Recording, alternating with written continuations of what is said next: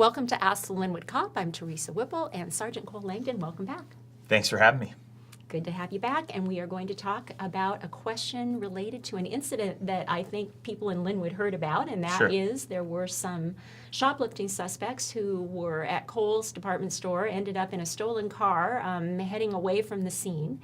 And the question is when do police make a decision when they're aware of something like that to not chase a vehicle if it's leaving the scene? What kinds of factors go into it? Because I know that these people were actually crashing into cars and doing other things on their way from the scene. So talk a little bit more about that. Correct.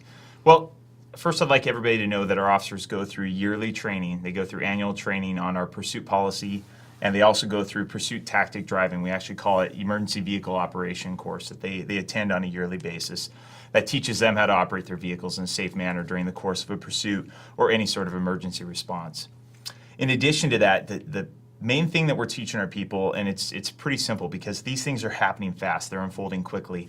We tell our officers that the second the need to capture these people is outweighed by the risk to the public, by either the driving behavior, the traffic conditions, the low-level crime, whatever it is, whenever that need is outweighed by the risk to the public, they are to discontinue the pursuit immediately. And that's what happened in this case.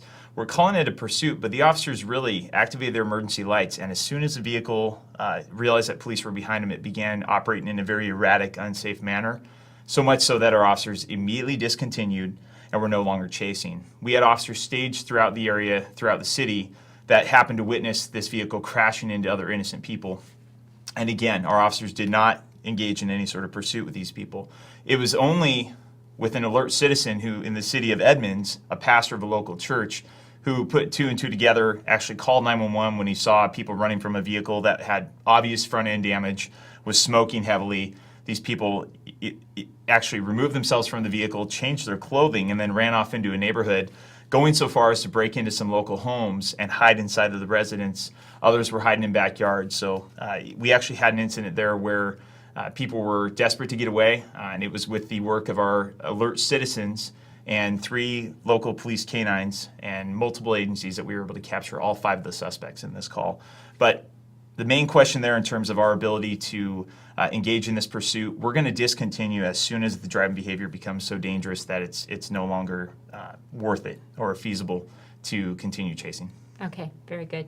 Thanks for that information. And we'll be back again soon with another episode of Ask the Lynnwood Cop.